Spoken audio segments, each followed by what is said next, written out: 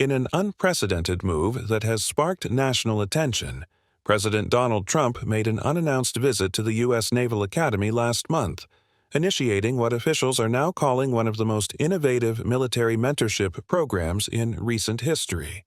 According to multiple witnesses at the scene, Trump arrived at approximately 0847 hours in an unmarked black SUV, carrying only a leather briefcase. The visit, which hadn't been cleared through standard protocols, immediately drew attention from both Academy staff and cadets. "We maintain strict security procedures here," said Commander James Richardson, head of Academy Security. "When a president shows up unannounced, it creates quite a situation." Richardson confirmed that Trump's arrival triggered an immediate security assessment, though the president was quickly cleared for entry. Cadet Lieutenant Sarah Miller, who would later become central to the events that unfolded, was conducting morning drills with her unit when Trump arrived.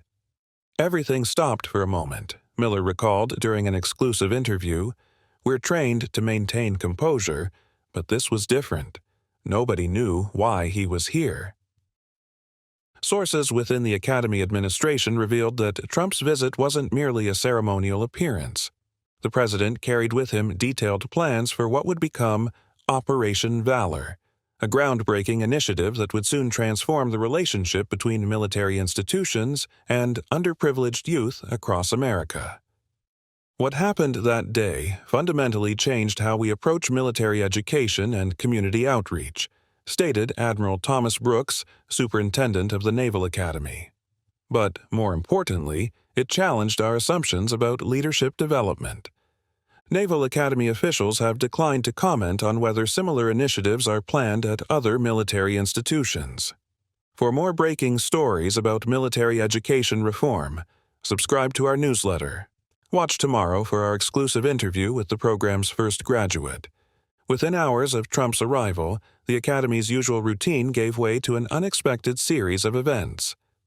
After a brief meeting with senior staff, Trump requested the presence of select cadets in the main briefing room. The criteria for selection, according to internal documents obtained by this publication, focused on leadership potential and community service records. He specifically asked for cadets who had shown exceptional initiative in civilian outreach programs, revealed Captain Michael Torres, who oversees cadet selection processes. It wasn't about academic performance or military prowess. He was looking for something different. Among those selected was Cadet Lieutenant Miller, whose record showed consistent involvement in local youth mentorship programs. According to multiple sources present, Trump's attention seemed particularly drawn to Miller's file, which detailed her family's military background. "My father served as a Navy officer," Miller explained, her voice softening as she recalled the conversation that followed. "He died during a rescue mission when I was 12. When Trump asked me about it, he didn't just move on to the next question. He actually listened."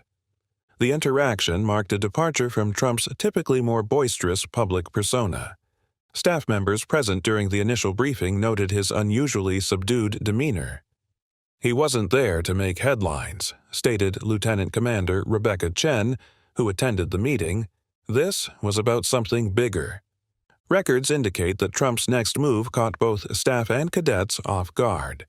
Leading Miller to the Academy's notorious obstacle course, a 400-meter gauntlet of physical challenges, he issued an unexpected challenge. "Show me what the next generation of leaders looks like," eyewitnesses reported Trump saying. Academy training instructor Staff Sergeant David Martinez described the scene. It wasn't just about physical capability. He was testing something deeper. Miller's performance on the course drew a crowd of onlookers. Security footage obtained through a Freedom of Information Act request shows her completing the course in 4 minutes and 37 seconds, among the fastest times recorded this year. Her approach to each obstacle showed exceptional tactical thinking, noted Martinez. It wasn't just raw speed. But the real purpose of Trump's visit became clear during the briefing that followed. Opening his leather briefcase, he revealed detailed plans for Operation Valor, a nationwide initiative designed to pair military cadets with at-risk youth from underprivileged communities. Documents provided by the Naval Academy outline an ambitious program. Selected cadets would mentor young people aged 15, 18, combining military discipline with personal development. The initiative, funded through a combination of private donations and military education allocations, represented a significant departure from traditional military community outreach. What made this different was the scale of the vision, explained Dr. Eleanor Thompson, Director of Military Civilian Relations at Georgetown University. Previous programs focused on recruitment. Operation Valor aimed at something more fundamental, using military leadership principles to transform civilian youth development. For Miller, the program's first test came in the form of Malik Johnson, a 15-year-old from inner-city Baltimore. Academy records show initial resistance. Malik missed 2 scheduled meetings and openly challenged the program's structure. He wasn't interested in another authority figure telling him what to do, Miller recalled during a follow-up interview. Police records from Malik's neighborhood show a 40% youth crime rate, making Trump's selection of this area for the pilot program particularly significant. According to social workers familiar with the case, Malik's initial skepticism stemmed from previous failed intervention attempts. "These kids have seen programs come and go," explained Dr. Maria Ramirez, youth intervention specialist at Baltimore Urban Development. What made Operation Valor different was its long-term commitment and personal approach. Internal program documents revealed Trump's direct involvement in participant selection. Sources close to the president confirmed he personally reviewed Malik's application, noting the teenager's hidden talent for technical drawing, a detail that would prove crucial to the program's success. "During our first real breakthrough, I found Malik sketching naval vessels," Miller reported in her weekly program logs. "These weren't just doodles. They showed remarkable technical understanding." Engineering faculty who later reviewed Malik's drawings noted their exceptional attention to detail and grasp of naval architecture principles. Miller's approach to mentorship, as documented in Academy records, deviated from traditional military instruction. Rather than imposing strict discipline, she developed what program coordinators now call the parallel growth model. Security footage from their sessions shows Miller and Malik working side by side, each learning from the other's perspective. "What we witnessed was remarkable," stated Dr. James Chen, head of behavioral assessment for Operation Valor. The mentor-mentee relationship evolved into a collaborative partnership. Miller's military precision combined with Malik's creative intuition created something entirely new.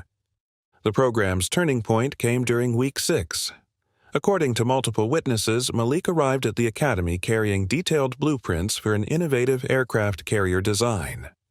The level of work suggested hours of dedication, noted Commander Sarah Martinez, naval engineering instructor.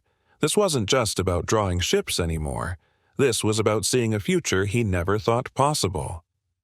The impact of Malik's transformation extended far beyond the Naval Academy's gates. Department of Education statistics show that within 3 months of Operation Valor's launch, participating schools reported a 45% decrease in disciplinary incidents among enrolled students. "We began receiving inquiries from military academies across the country," revealed Jennifer Santos, Operation Valor's newly appointed national director. "What started with 1 cadet and 1 teenager in Annapolis was sparking nationwide interest." Trump's involvement, contrary to initial skepticism about political motivations, remained largely behind the scenes. Financial records obtained through public disclosure requests show he personally funded scholarship programs for participants like Malik, though his name was notably absent from public announcements. He visited Malik's mother at their home in Baltimore, confirmed program coordinator Marcus Thompson. No cameras, no press. He handed her an envelope containing a full scholarship to the Maritime Engineering program at Massachusetts Institute of Technology. She broke down, crying right there. Data from the program's first quarterly assessment revealed surprising patterns. Participating cadets reported enhanced leadership skills, with 87% citing improved ability to handle complex interpersonal challenges.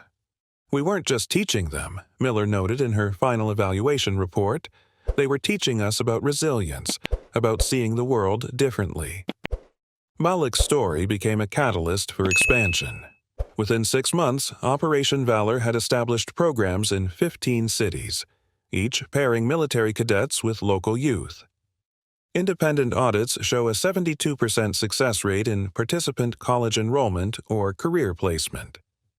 The key was authenticity, explained Dr. Rebecca Chen, who conducted the program's psychological assessment. These weren't superficial mentoring relationships. The program created genuine bonds between people from completely different worlds. As Operation Valor approaches its 1-year anniversary, the numbers tell a compelling story. Department of Defense data shows the program has expanded to 47 cities, impacting over 3,000 young lives. But behind these statistics lie deeper transformations. What we're seeing isn't just about college acceptance rates or career placements, stated Admiral Thomas Brooks. We're witnessing a fundamental shift in how military institutions engage with civilian communities. Recent surveys indicate a 60% increase in positive perception of military service among participating neighborhoods. For Malik Johnson, now completing his first semester at MIT, the program's impact transcended academic achievement. University records show him maintaining a 3.8 GPA while leading a student initiative to bring engineering programs to inner-city schools. "Everything I design now has a purpose," he stated during a recent campus interview. "It's not just about building ships anymore, it's about building bridges between communities." Sarah Miller's role has evolved as well. Recently promoted to Operation Valor's Director of Training, she's developed new protocols for cadet mentor preparation. The program succeeded because it broke down preconceptions on both sides, she explained. "We learned as much from them as they learned from us." Trump's last visit to the academy, according to official logs, occurred without fanfare. Security footage shows him sitting alone by the memorial wall, where fallen officers' names include Sarah Miller's father. When asked about the program's success, sources report he simply stated, "Real leadership isn't about who gets the credit, it's about who does the work." Recent congressional budget allocations include $50 million for Operation Valor's expansion over the next 5 years. Educational experts project the program could reach 10,000 students annually by 2026. But perhaps the most telling metric comes from an unexpected source. Applications to the Naval Academy have increased by 32%, with many applicants citing Operation Valor as their inspiration. In an era where political initiatives often generate more headlines than results, Operation Valor stands as a testament to the power of quiet leadership. Department of Education figures project that by 2027, over 15,000 students from underprivileged backgrounds will have completed the program, with an estimated 80% pursuing higher education or military service. The real story isn't in the numbers, reflects Sarah Miller, watching a new group of cadets begin their mentorship training. It's in the moments you don't see, a teenager realizing their potential, a cadet learning to lead with empathy, a community beginning to trust. Last week, Malik Johnson returned to his old Baltimore neighborhood to launch a STEM education center. The facility, funded partially through Operation Valor's Community Investment Program, will serve as a hub for future engineering students. On its wall hangs a framed sketch his original aircraft carrier designed from that first breakthrough moment with Miller. Trumph's vision for Operation Valor continues to evolve beyond its original scope. Recent initiatives include technical training programs, entrepreneurship workshops, and leadership camps across all military branches. Yet perhaps its greatest achievement lies in what it didn't do: seek publicity or political gain. What does Operation Valor tell us about the relationship between military discipline and youth development? Can this model of quiet, sustained mentorship reshape how we approach community transformation? Share your thoughts below. If you've been impacted by Operation Valor or similar programs, we want to hear your story. For continuing coverage of Operation Valor's expansion and impact, subscribe to our newsletter. Because sometimes the most powerful changes start with a simple challenge and an unexpected visit. This is Alex, signing off.